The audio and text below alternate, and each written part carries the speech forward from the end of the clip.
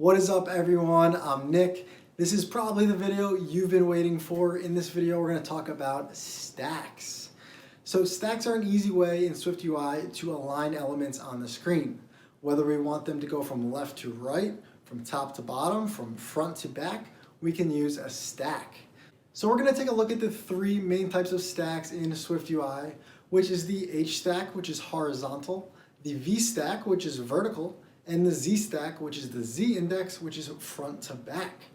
I'm going to show you guys how we can add them to the screen, and then also how we can customize them. We can change their frames, their spacing, their alignment, and we can get some really cool designs.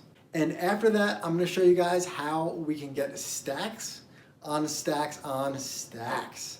Yes, that's right. We can put stacks inside other stacks forever and ever until we have some really cool complex screens just by using stacks. And you're going to use stacks on pretty much every screen you ever create in SwiftUI. So it is definitely important to get a full understanding on how we can customize these, how we can change their alignments, and how they can work with each other. So I hope you guys are as excited as I am, and let's get stacking. Sounded cooler in my head. Let's get coding. All right, so I am back in our Xcode project one more time. And like we do every video, let's create a new file for the code that we're going to do in this video. Right click on the project navigator, create a new file. It's going to be a SwiftUI view, and we are talking about ZStacks, VStacks, and HStacks. So I'm going to call this Stacks Bootcamp.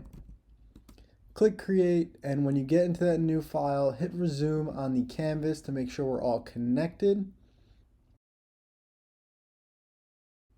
All right, so there are three kinds of stacks we're going to cover, and I'm going to put a comment here just to outline them. We have VStacks, which are vertical. We have HStacks, which are horizontal. And we have ZStacks, which change the Z index, which is basically back to front. So it layers things in front and behind each other. So let's start off by adding a VStack. So I'm going to delete this text and start typing VStack and open the brackets. Within this VStack, I want to add a couple rectangles. So let's add a rectangle, open and close the parentheses. Let's make it fill. We're going to do color.red. And let's set a frame on this rectangle to a width of 100, a height of 100, and we don't need the alignment. So we have our red rectangle, which is a square, and I'm going to copy this rectangle. And now in a VStack, we can stack a whole bunch of elements. So this is our first element, and then I'm going to add a second element by pasting another rectangle, and a third element by pasting it one more time. Let's change the color of these. So let's do the second one is green, and the third one is maybe orange. I want to point out that the first item is at the top, and the last item, which is the orange, is at the bottom. We can switch this, and we can go to a HStack, horizontal stack, and you can see that our preview is updated with the first item on the left, the red one, and the third item, the orange one, is on the right. So here we're stacking from left to right. I also want to show you guys the ZStack, which is going to stack them on top of each other. So it looks like there's only one right here, but that's because they're all the same size and they're all one is in front of another. So this one's all the way in the back, this red one. This one, green one, is in the middle. And this orange one is all the way on the top. And just to show you guys that, I'm going to change the sizes of these. So this background one, let's make it 150 by 150. And this green one, let's make it 130 by 130. Just to show you that these are stacked on top of each other. So red is in the back, the first one is in the back, and the last one, the bottom one here in the code, is in the top. So this is the basics of VH and ZStacks, and they are super useful as well. So let's revert this back to 100 by 100, 100 by 100, and let's switch back to a VStack. And one of the biggest issues that people run into when they're just starting to use SwiftUI is this spacing in between each of the items. People are always wondering, why is there spacing in between these items? I just have a regular ZStack. Well, the answer is that a regular ZStack comes with default spacing, which is spacing between each items. So if I comment this all out for a second, and I start typing in my VStack again, and if I open the parentheses, I can see that there are two options. There's one with alignment, spacing, and content, and the other one with just content. Now, when we just typed in VStack with a bracket, that's using the second one with just content. But the content actually has default alignment and spacing already in it. So this time, let's click the alignment, spacing, content option. Let's keep the alignment as center. Let's keep the spacing as nil. And then the content, I'm going to delete this text placeholder. I'm going to uncomment all of this out, this original. So command, highlight it and press command \. And then I'm going to cut these rectangles out of this original VStack. Delete this first VStack. I'm going to paste the rectangles into our new VStack. And this new VStack has all of these completions in it. So it looks the same, and that's because the spacing by default is set to nil, which is actually, I think, about a value of 8. So if I put in 8 spacer here, it will look exactly the same. And I want to show you guys this because if we don't want any spacing in our stacks, we can just change the spacing parameter to 0. So now they're all connected. We can change this up to 50 or as big as you want to go if you want to put a lot of space in between. And this spacing works the same on HStacks as well. If this was an HStack and we wanted to go from left to right, there would be default spacing and we could change it like this down to 0 to make it no spacing. The next thing that people always struggle with is the alignment. So you're probably noticing if you're following this course that I'm focusing a lot on alignments. There are alignments on frames, there are alignments on backgrounds and overlays, and now we also have alignments on the stacks. So for example, let's change out the size of these again. Let's set the first rectangle to 200 by 200. Let's set the second one to 150 by 150. And the third one we'll keep at 100. So right now our vertical stack is aligned to the center. And as you can see, all of these items are aligned to the center of our vertical stack. And the vertical stack frame is this blue outline that you can see here. And we can align these to the left or the right side as well. So if I change the alignment to leading, it's going to stack them. It's going to keep them stacked vertically, but push them all the way to the left. And this is great if we had a bunch of text objects and you wanted all of your paragraphs to line up with the same left margin. Well, you could put them in a VStack and align them leading.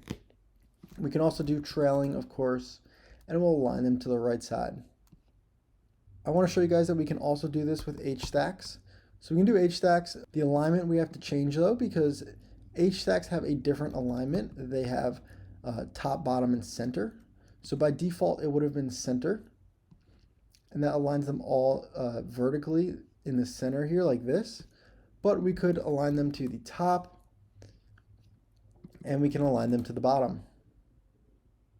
So again, if we didn't have the spacing as 0, it would be set to nil, and there would be that default spacing inside.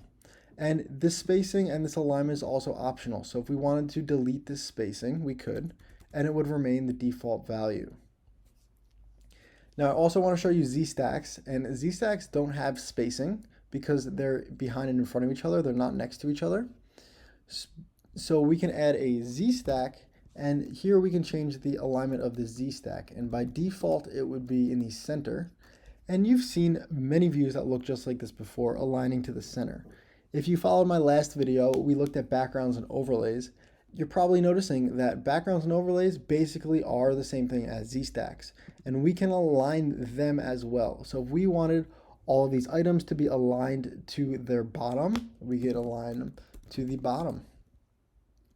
We could align them to the top leading if we wanted them all to be in the top left, or maybe just the trailing. All different kinds of ways that we can stack our items. Now, before I end this video, I want to give you guys one example of how we can stack stacks on stacks on stacks on stacks. Because you can stack a VStack in an HStack, in a ZStack, in a VStack, and so on and so forth forever to build as complex of a view as you want. And this is just like our background and overlay that we just did in the last video. You can stack a bunch of backgrounds and overlays. You can stack a bunch of stacks. So let's delete what we've coded so far. I'm going to start with a ZStack. And let's open the brackets. And the first thing I want to add at the bottom of our ZStack is a big rectangle. So let's do rectangle, open and close the parentheses, and let's give it a frame. Let's do a width of 350, a height of 500, and alignment we'll keep as center for now. Now let's change the color. Let's add a fill of this rectangle. Let's make it color.yellow. And now on top of this rectangle, I want to add a stack of objects. So we're in a ZStack, and this is the background layer, the first layer in our ZStack. And the second layer of our ZStack, if we add it on top, we can add a VStack. And in this VStack, which is on top of this rectangle, we can add another rectangle. So let's do this rectangle. Let's add this a fill. We'll do color.red. And let's set the frame on this rectangle to maybe 150 by 150, and the alignment is center. And let's get rid of the alignment. And in this vertical stack, I want to stack two other objects. So let's add another rectangle. Let's make this one fill color.green. Give this one a frame. We'll give it a width of 100 by 100. We don't need the alignment, I don't think, so let's delete that. And one more, let's give it another rectangle. Let's fill the third one with color.purple and frame. Let's give this one a width of 50, a height of 50, and we can delete the alignment again. So now we have a ZStack, which is holding two objects. It's the background rectangle and then a vertical stack. So this vertical stack is on top of the rectangle in the ZStack. And now in this vertical stack, which if I click on it, we can see the blue outline here. The vertical stack has three objects. It has the red, the green, and the purple rectangle. And now in this vertical stack, maybe where this purple rectangle is, I can stack more objects. So if you want to add something that's already on the screen into a stack, you can hold the command button, click on the object, and then we can embed it into a stack. So instead of typing out HStack and putting a rectangle in, we can have a rectangle that's already on the screen, and I can embed it in an HStack. And it will basically just type out this code for us. So now we have a rectangle in this HStack, and let's add maybe two more rectangles to this horizontal stack. So let's do rectangle. Let's make it fill color.pink. Let's set the frame on this one to a width of 75, a height of 75. And I don't think we need the alignment, so we'll delete that. And let's do one more rectangle. Let's fill this with color.blue. And let's give this a frame of maybe we'll do make it small, 25 by 25, and delete the alignment. All right, now I want to go over this and all the ways we can customize this layout. So again, we have the ZStack in the background, which has the rectangle and then a VStack. And the VStack, which is this blue line here when I click on it, has two rectangles and then an HStack. And the HStack, when I click on it, has this blue outline here. And it has three rectangles inside. And to make this even clearer, I can set backgrounds on all these stacks. So this VStack, if I double click the open brackets, it will show me where the bracket ends. So it ends right here. And then I can add a background to the stack, and we'll do color.black. So this is the VStack, this black area here. And then on this HStack, I can add another background, color.white. So this white area is this HStack. And this can get really, really complex, maybe a little confusing, but all of these stacks have alignments. So right now our ZStack is aligned to the center, right? So the two objects, the rectangle and the VStack, are aligned to the center. But if I added the alignment, and if you remember, the ZStack has an alignment that we can set. So I'm going to open the parentheses and just type out alignment instead of doing the whole completion. So do alignment, colon, and let's align this to the top. So now you can see that the objects in the ZStack are aligned to the top, and that's the yellow rectangle and the black VStack, which are aligned to the top. And then our VStack, our vertical stack, which has this red square, this green square, and this white HStack, so right here, are aligned to the center as well, right? So they're in the center of this black box. But I can also change that. We can do alignment, and let's change it to leading, so they're aligned on the left side instead. So now all these objects is white, green, and red are aligned to the left side. I can also add some spacing if I wanted to make the spacing between these bigger. So I can do comma spacing, and let's give it a spacing of 30. So there's a lot of space between these three objects. We can do the same thing for the HStack, which is aligned to the center. So I can do alignment, and we can align this to the bottom. And now they're all aligned to the bottom of the white area. So again, this example is not very realistic with these boxes and these colors, but you're going to use VStacks, HStacks, ZStacks on all of your views. So just to give you one quick real world example, I'm going to delete all the code that we have, and I just want to add maybe an HStack. And let's add some text saying maybe items in your cart, the colon, and then I'm going to add another text with maybe the number 5. And because they're different text objects, I could change their fonts separately. So maybe the 5 I'll do .font, large title, and on this items in your cart I will do font.caption, and maybe foreground color.gray. So items in your cart 5, and maybe I want this items in your cart to align to the bottom of the 5, so we can change the alignment on the HStack to bottom. Maybe this would look a little better if the 5 was on top of the items in your cart.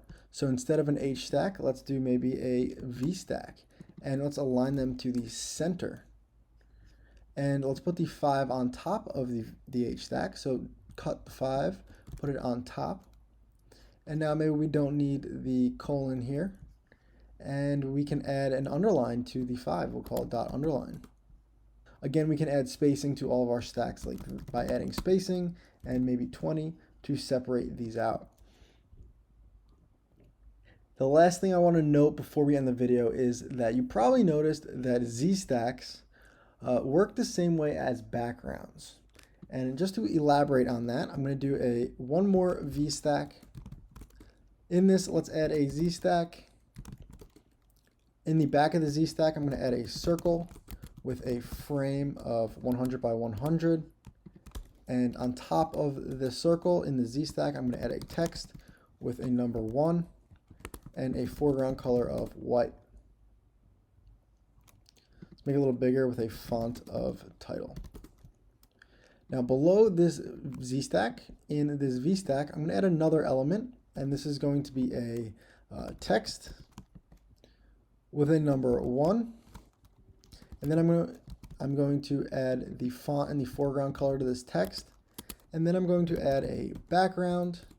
And the background, you guessed it, is going to be a circle with a frame of 100 by 100. So I'm going to copy this circle and paste it here. And let's space these out. So let's add some spacing to the VStack of maybe 50.